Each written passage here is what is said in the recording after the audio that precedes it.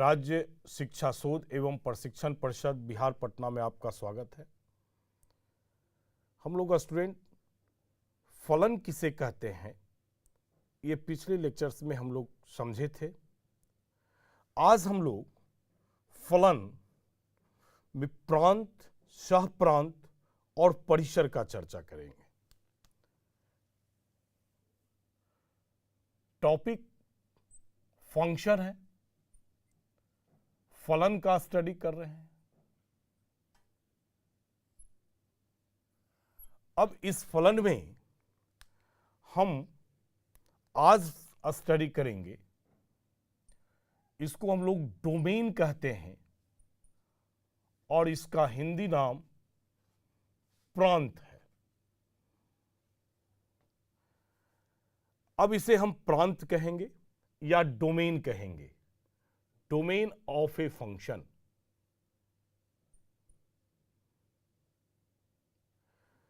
मतलब कि फलन का प्रांत क्या है।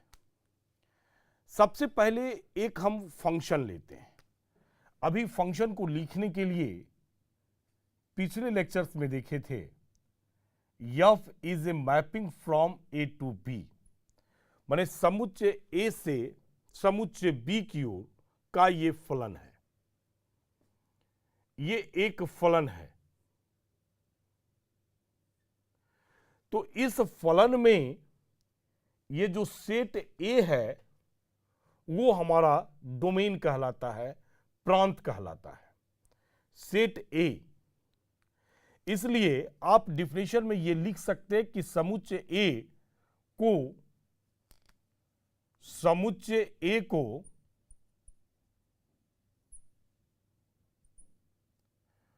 फलन का प्रांत कहते हैं। बहुत ही आसान डिफिनेशन है। जब आप अपनी किताब को, 12th की किताब को देखेंगे चैप्टर बनाते हुए, तो ये हमेशा बदलता हुआ नजर आएगा। रहेगा फंक्शन कैसा है, natural number two natural number. इसका अर्थ है कि प्रांत यहां जो है, इसका जो प्रांत है वो प्रांत क्या है, नेचुरल नंबर है। कभी आपको मिलेगा इंटीजर टू इंटीजर, तो कहने का अर्थ है कि यहां जो प्रांत है वो क्या मिलेगा आपको, जेड इंटीजर। कभी आप रियल नंबर भी यूज करेंगे, real number two real number, इसका अर्थ है कि इसका प्रांत क्या है, रियल नंबर है। ये प्राकृत संख्या है, ये पूर्णांक संख्या है और ये तुम्हारे पास वास्तविक संख्या है स्टूडेंट। तो इस प्रकार का मैपिंग आपको प्रत्येक क्वेश्चन में देखने को मिलेगा। तो जस्ट एफ के बाद दो बिंदु लिखा हुआ मिलेगा सच डैट का, उसके बाद का जो पहला सेट होगा वही हमारा डोमेन होगा, वही हमारा प्रांत होगा, जो भी लिख दिया जाए। सपोज करो कि हम प्रांत को इस प्रकार से लिखे 0 to 1 और यहां कुछ देते हैं ओपन इंटरवल 2 से 3 देते हैं। तो ये ओपन इंटरवल 0 to 1 जो है वही मेरा प्रांत होगा। तो ध्यान से आप देखेंगे क्वेश्चन को और पहले समुच्चय को आप देखने का काम करेंगे। तो यहां जो फंक्शन लिया गया है, जो फलन लिया गया है वो ए टू बी है, इसलिए समुच्चय ए को ही प्रांत कहेंगे। मतलब कहने का अर्थ है कि डोमेन क्या है, डोमेन क्या है। अगर आप IITs की बात करते हैं तो और भी कई लैंग्वेज में आपको डोमेन शब्द का प्रयोग मिलेगा। जैसे एक आपने अभी देखा इस मैपिंग में कि सेट ए को क्या कहते हैं, डोमेन कहते हैं। एक तो सिंपल हो गया। दूसरी बात है कि अगर फलन y equal to F X है तो वैल्यू ऑफ यक्स को हम लोग डोमेन कहेंगे। कब कहेंगे, अगर function y equal to F X है, माने y यक्स का फंक्शन है तो वैल्यू ऑफ यक्स को आपको डोमेन कहेंगे। जब भी आप जेई का पेपर देंगे तो ये टर्म आपको ध्यान में रखना है कि फर्स्ट सेट जो है वो डोमेन है, वैल्यू ऑफ यक्स है। दूसरी बात कि जब मैपिंग करते हैं तो यक्स को हम लोग प्री इमेज के नाम से जानते हैं। आपसे प्री इमेज पूछा जाएगा, प्री इमेज बताएं, तब भी आपको डोमेन का ही चर्चा किया जा रहा है। आपको इनपुट शब्द का चर्च करेगा कि फंक्शन का इनपुट क्या है, तब भी आपको डोमेन का ही चर्चा किया जा रहा है। शॉर्ट में आप इसे डी और नीचे एफ लिख सकते हैं डोमेन को। तो ये सब टर्म का प्रयोग जो है जेई में आपको मिलेगा। आपसे कहा जाए कि सेट ए फाइंड करें, मींस डोमेन निकालना है, वैल्यू ऑफ यक्स फाइंड करें, तब भी आप समझे कि डोमेन निकालना हो। और अगर आपसे पूछा जाए कि प्री इमेज ऑफ फंक्शन बताएं, प्री इमेज ऑफ फंक्शन बताएं, तब भी आपको डोमेन का ही चर्चा किया जा रहा है। अगर आपसे कहा जाए कि इनपुट फाइंड करें, तब भी डोमेन फाइंड करना है। तो आपको कंफ्यूज नहीं होना है, ये बात आपको ध्यान से रखना है, समझ कर रखना है स्टूडेंट। और ये क्लास 11th में आप डोमेन निकालने के लिए ऑलरेडी स्टडी कर चुके होंगे। फंक्शन जो डिवीजन किया गया है उसका हाफ पोर्शन आप कह लें कि 11th क्लास में है और हाफ आपके पास में 12th क्लास में है। तो डोमेन निकालने के लिए, रेंज निकालने के लिए और कोडोमेन निकालने के लिए आप क्लास 11th में भी स्टडी कर चुके होंगे। हम अपने क्लास 12th के सिलेबस पर आ रहे हैं, जहां से क्लास 12 शुरू हो रहा है। और अगर आप 11th में फंक्शन मिस किए होंगे तो फिर आप 11th के क्लास को देखें, वहां फंक्शन के टॉपिक को देखें। अब ये डोमेन है। एक टर्म आता है जिसको कोडोमेन कहते हैं। एक सेकेंड टर्म इसमें आता है स्टूडेंट, जिसको कोडोमेन कहते हैं। Codomain of function. कोडोमेन का अर्थ होता है सह प्रांत। जैसे डोमेन का अर्थ है प्रांत, तो कोडोमेन का हिंदी हम लोग कहेंगे सह प्रांत, मतलब फलन का सह प्रांत, फलन का सह प्रांत। तो यहां जो सेट बी आपको दिखाई पड़ रहा है वो सह प्रांत है, सेट बी। मतलब यहां कह सकते हैं कि समुच्चय बी को फलन का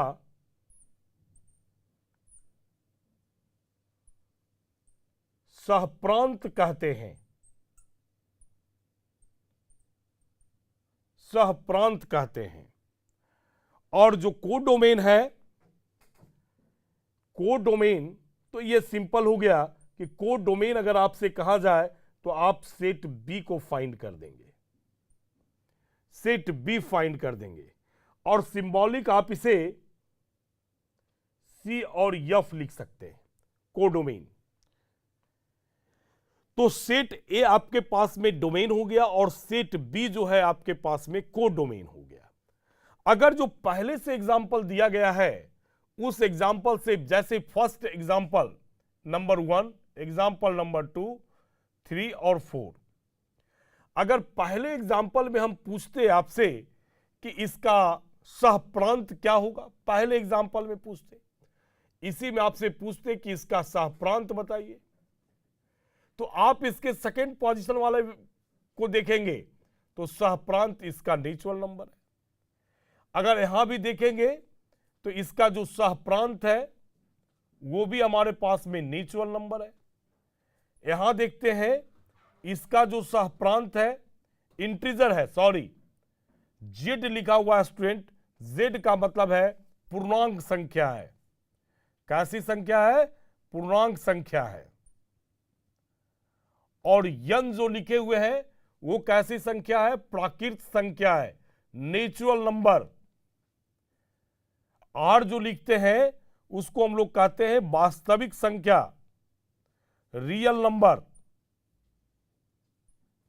तो यहां जो सहप्रांत है इस एग्जाम्पल में वो भी रियल नंबर है। लेकिन इस एग्जाम्पल में देखते हैं कि सहप्रांत क्या है, तो यहां ओपन इंटरवल है, ओपन इंटरवल 2 से लेकर 3 तक है। तो जो फलन लिखा हुआ रहेगा, फंक्शन लिखा हुआ रहेगा स्टूडेंट, उसके हिसाब से आपको प्रांत और सहप्रांत लेना है। लास्ट एक एग्जांपल अभी देखते हैं कि अगर मैपिंग x to y लिखा हुआ है तब इसमें प्रांत क्या होगा, तो प्रांत हमारे पास x सेट होगा। अगर पूछते कि इसका सहप्रांत क्या होगा तो आप y सेट लिखेंगे। ऐसा नहीं कि आप a और b रट जाएं, यहां देखना है कि मैपिंग कहां से कहां तक है, किस समुच्चय का प्रतिबिंब किस समुच्चय में बन रहा है। तो a का प्रत्येक एलिमेंट का प्रतिबिंब समुच्चय b में बन रहा है, तो a का प्रतिबिंब बन रहा है, तो a हमारे पास में डोमेन हो गया। समुच्चय b में बन रहा है, इसका मतलब कि b जो है हमारे पास वो को डोमेन हो गया, सहप्रांत हो गया। अब देखते हैं कि फंक्शन का रेंज क्या होता है, रेंज ऑफ फंक्शन। ये हमारा तीसरा टॉपिक है स्टूडेंट। आप इसे फलन का परिसर कह सकते हैं। परिसर, प्रांत, सहप्रांत और परिसर। तो परिसर क्या है, अब इसके लिए हम पहले एक एग्जाम्पल लेते हैं।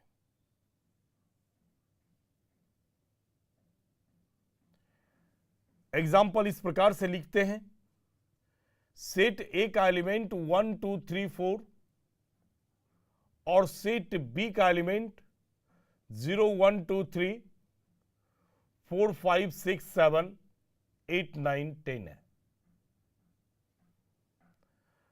और F X equal to 2x plus 1 है। F X equal to 2x plus 1 है। अब इस एग्जाम्पल से देखते हैं कि परिसर क्या है। हालांकि तीनों टर्म हमारे पास में डिफाइंड हो जाएंगे, प्रांत क्या है, सहप्रांत क्या है और परिसर क्या है। तो सेट ए का एलिमेंट हमारे पास में 1 2 3 4 है और बी का एलिमेंट 0 से लेकर 10 तक है। चलिए थोड़ा स्पेस और चाहिए, 10 तक। अब पहले इमेज बनाएंगे, 1 पर फंक्शन क्या इमेज देगा, f1, तो 2 इंटू 1 प्लस 1, तो 2 प्लस 1 3 हो गया। f2 तो x के पोजीशन पर 2, तो 2 प्लस 2 प्लस 1 माने 4 प्लस 1 5 हो गया। अब 3 पर क्या इमेज इसका बनेगा, f3 का वैल्यूज निकालेंगे। 2 इंटू 3 प्लस 1 6 प्लस 1 7 हो गया। 4 पर क्या होगा, 4 पर 2 इंटू 4 अब प्लस 1, तो 8 प्लस 1 9 आ गया। तो 1 का इमेज जो है वो 3 बन रहा है स्टूडेंट, 1 का इमेज 3 बना। 2 का जो इमेज है वो 5 बन रहा है, तो 2 का इमेज 5, 3 का इमेज 7 है, 3 का इमेज 7 और 4 का इमेज जो है वो 9 है। ये सभी का हम इमेज बना लिए। ये सेट बी है और ये हमारे पास फंक्शन है।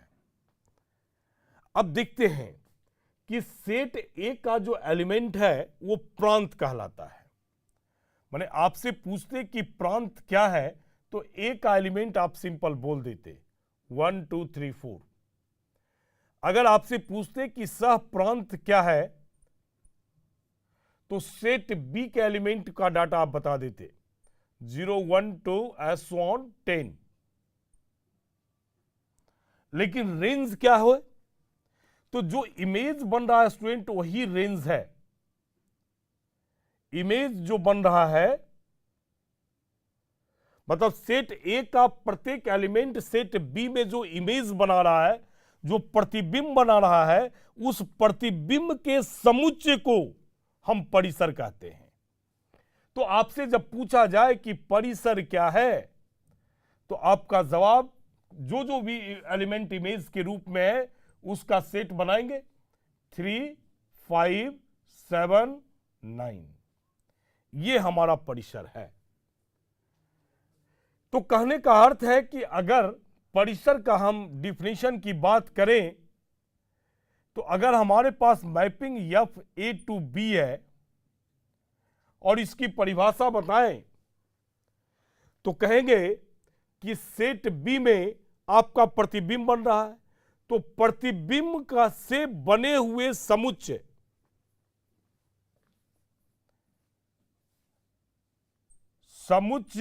बी में बी का वह समुच्चय या वह उप समुच्चय जो प्रतिबिंबों से बना हो,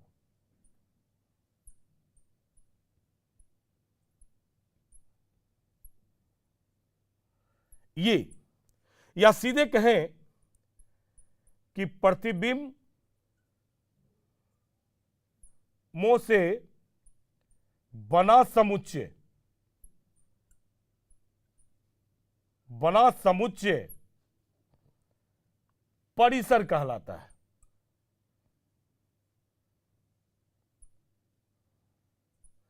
परिसर कहलाता है। समुच्चय बी का वह समुच्चय, वो परिसर इधर है स्टूडेंट, जो प्रतिबिंबों से बना हो, परिसर कहलाता है। ये इस प्रकार से आप इसका डिफिनेशन लिख सकते हैं। माने कलेक्शन ऑफ इमेज है, इसे आप कलेक्शन ऑफ ऑल इमेज कर दीजिए, कलेक्शन ऑफ ऑल इमेज है, तो आप उसे परिसर कहेंगे। लेकिन ध्यान देने की बात है कि जेईई में और एडवांस में रेंज के लिए बहुत सारी बातें लिख कर लाता है। एक तो आपने देखा कि आपके पास में जो टोटल इमेज है उसका कलेक्शन, उसका सेट जो है आपका रेंज है। तो आप कह सकते हैं कि आपसे कहा जाए कि आप इमेज फाइंड करें, तो इसका मतलब रेंज फाइंड करने के लिए कहा गया। आपसे कहा जा सकता है कि आउटपुट बताएं, माने फंक्शन का आउटपुट क्या है, तो यही आउटपुट है। ये जो रिजल्ट निकल रहा है ये आउटपुट है, और ये जो 1 2 3 4 रख रहे हैं वो हमारा इनपुट है, ये इनपुट है। और इसी इनपुट को हम लोग डोमेन कहते हैं, और ये जो निकलने वाला आउटपुट है इसी को रेंज कहते हैं। तो एडवांस में आपके पास में ये टर्म आ सकता है कि इमेज निकालें, आउटपुट बताएं, आप इसे वैल्यू ऑफ एक्स कह सकते हैं, सॉरी वाई कह सकते हैं, वैल्यू ऑफ वाई कह सकते हैं। कब? यदि function Y equal to F X है, तो वैल्यू ऑफ वाई को आप जो है रेंज कहेंगे। शॉर्ट में इसे आप आर और नीचे एफ लिख सकते हैं। तो ये रेंज की कहानी हो गई, रेंज की कहानी हो गई। मतलब रेंज क्या है, अगर हमें सिंबॉलिक रिप्रेजेंटेशन की बात करें तो रेंज जो है वास्तविक में ये कलेक्शन है वाई का, और वाई कहां से आ रहा है, वाई का कलेक्शन है, वैल्यू ऑफ वाई का कलेक्शन है, जहां वाई जो है एफ एक्स है। और ये लिख सकते हैं कि ये सेट बी से बिलोंग करता है, वाई जो है वो सेट बी से बिलोंग करता है, और वाई जो है एफ एक्स का फंक्शन है, तो हम इसे रेंज कहेंगे। तो ये डिफिनेशन हुआ कि प्रांत किसे कहते हैं, सह प्रांत किसे कहते हैं, और परिसर किसे कहते हैं। ये इसका पूरा डिटेल क्लास 11th में पढ़ना है स्टूडेंट। हम आपको सिर्फ एक सपोर्ट दे रहे हैं जिससे आप क्लास 12th को समझ सके। अब हम देखते हैं कि टाइप्स ऑफ फंक्शन क्या है, और इसी टाइप्स ऑफ फंक्शन में हमें अपने क्लास 12th को देखेंगे कि हमारा सिलेबस क्या है और हमें स्टडी क्लास 12th में क्या करना है। लेकिन यह आपको ध्यान में रखना है कि आपको प्रत्येक क्वेश्चन में प्रांत, सहप्रांत और परिसर निकालना पड़ेगा। अब देखते हैं स्टूडेंट कि फलन का प्रकार क्या है। टाइप्स ऑफ फंक्शन की बात करते हैं।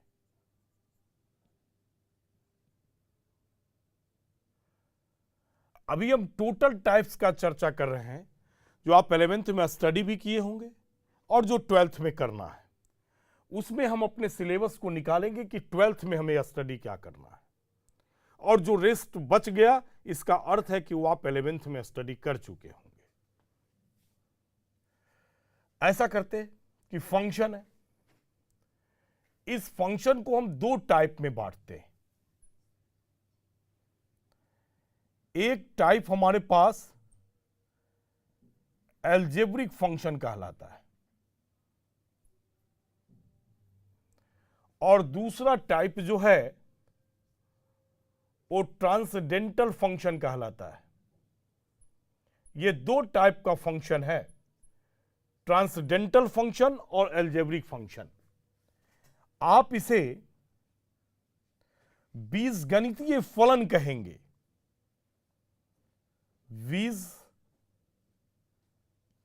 बीजगणितीय फलन। अब इस बीजगणितीय फलन का भी टाइप है। क्या टाइप है? सबसे पहले polynomial function, polynomial function, rational function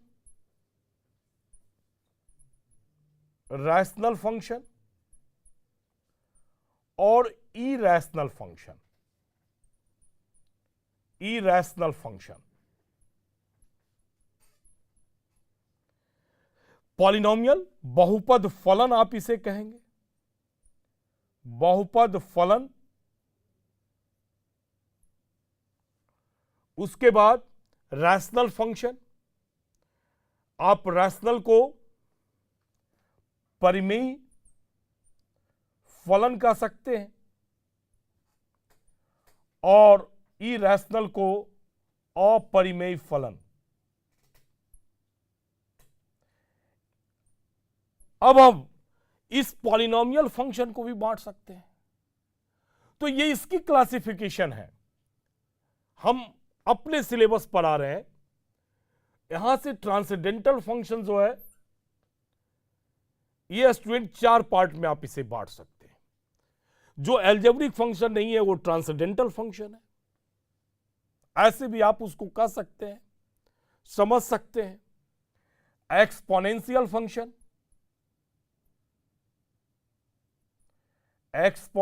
function, logarithmic function,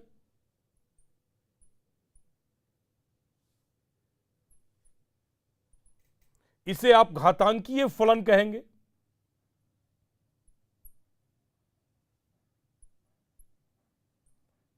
और इसे लघु गुणकीय कर दीजिए, फलन कहेंगे। एक आपके पास में ट्रिगोनोमेट्रिकल फंक्शन हो गया,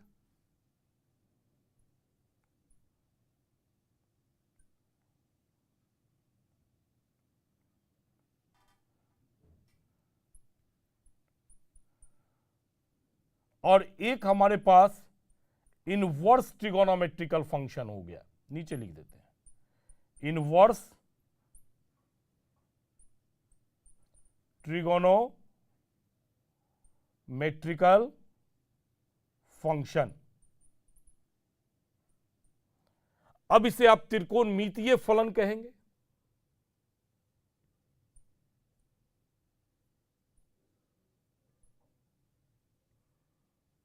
और इनवर्स ट्रिगोनोमेट्रिकल फंक्शन को आप जो है प्रतिलोम त्रिकोणमितीय फलन कहेंगे।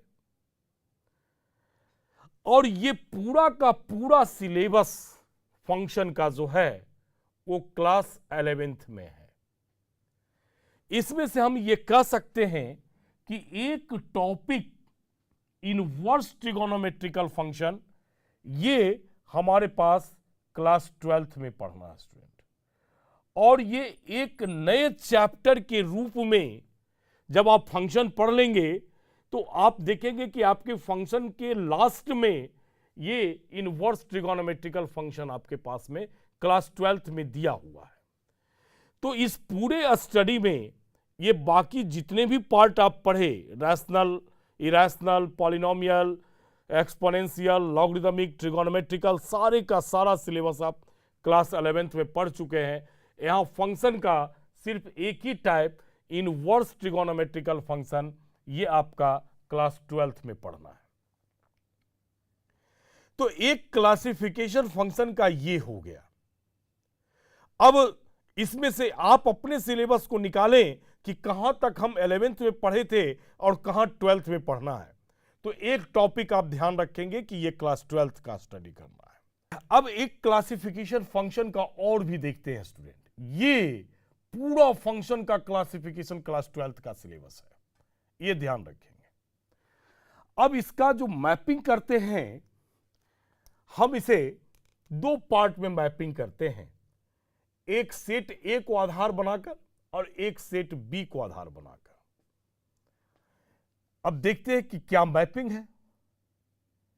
ये सेट ए और सेट बी जो फंक्शन हम लिख रहे थे, F is mapping from A to B, तो ए सेट को आधार बनाकर दो हिस्से में बांट दिए और बी सेट को आधार बनाकर दो हिस्से में बांट दिए। एक है वन फंक्शन और दूसरा इसमें है many one function. Many one function, अब वन है माने एक एक है, तो आप इसका हिंदी बना ले एकाएक फलन। बहुत आसान है। मेनी का मतलब बहु हो गया, आई एक हो गया, तो आप इसे बहु एक कह दे।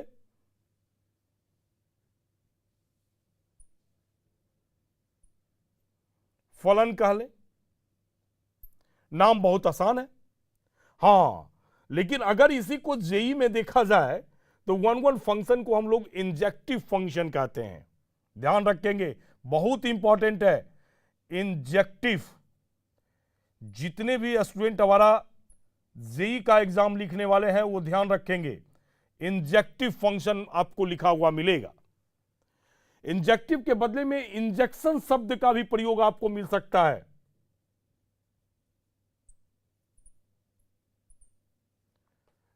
या एक साल एग्जामिनेशन में इसका एक और नाम आया मोनोमॉर्फिज्म। आप इसे मोनोमॉर्फिज्म भी कह सकते हैं। माने वन फंक्शन का हिंदी नाम एकाएक फलन कह लें और उसके बाद आप इसे इंजेक्टिव फंक्शन या इंजेक्शन या मोनोमॉर्फिज्म ये सब नाम से जानते हैं। अब सेट बी के आधार पर जो बांटा गया उसको एक को कहते हैं onto function. Onto function का मतलब है आच्छादक फलन, इसका नाम है। और एक क्लासिफिकेशन है इनटू फंक्शन। आप इसे अंतःक्षेपी कह सकते हैं।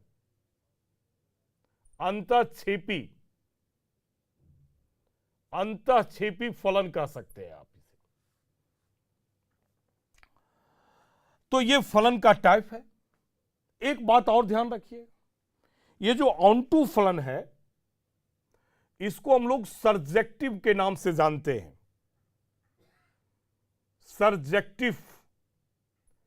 सर्जेक्टिव फंक्शन के नाम से जानते हैं। ये आपका क्लास 12th का सिलेबस है। या फिर आप इसे सर्जेक्शन भी आपको लिखा हुआ मिलेगा। सर्जेक्शन। अब देखिए स्टूडेंट, ये तो अलग अलग हो गया, ये 4 टाइप हमने बताया। सेट ए को आधार बनाकर one one function, many one function, set B को आधार बनाकर ऑन टू फंक्शन और इन टू फंक्शन। अगर हम यहां से वन वन फंक्शन को कंबाइंड कर दे ऑन टू फंक्शन से, तो एक नया फंक्शन का निर्माण करेगा। वो फंक्शन क्या होगा? One one and onto function. क्या नाम रखेंगे? One one and onto function. Onto function, 2 function हम कंबाइंड कर रहे हैं। इस वन वन फंक्शन को अगर हम इनटू फंक्शन के साथ अगर कंबाइंड कर दें तो एक नया फंक्शन का निर्माण होगा और वो फंक्शन हो जाएगा one one and into function. देखिए, कंबाइंड करते जाएंगे और फंक्शन का निर्माण होते जाएगा। मेनी वन फंक्शन को अगर ऑन टू फंक्शन के साथ यहां मर्ज कर दे तो यहां से बन जाएगा एक नया function many one and onto function. Many one and onto function. और इस मेनी वन को अगर इनटू फंक्शन के साथ कंबाइंड कर दें तो एक फंक्शन का निर्माण होगा जिसको हम कहेंगे many one and into function. इसमें एक बात ध्यान रखना है कि one one and onto function का एक दूसरा नाम है, इसको कहते हैं बाइजेक्टिव फंक्शन। ये नाम बहुत इंपॉर्टेंट है, बाइजेक्टिव फंक्शन। तो ये भी मैपिंग का, आप फंक्शन का ये भी टाइप है। इसके अलावा भी टाइप है जिसे हमें जेई के अंदर में स्टडी करना है। अगले क्लास में स्टूडेंट कुछ और भी महत्वपूर्ण टाइप फंक्शन के होते हैं, उसके बारे में हम लोग चर्चा करेंगे। और तब अपना जो सिलेबस है क्लास 12th का, फंक्शन के टाइप, जिस टाइप को पढ़ना है उस टाइप का स्टडी शुरू करेंगे। तो आज का जो क्लास है स्टूडेंट, यहां हम समाप्त करते हैं। धन्यवाद।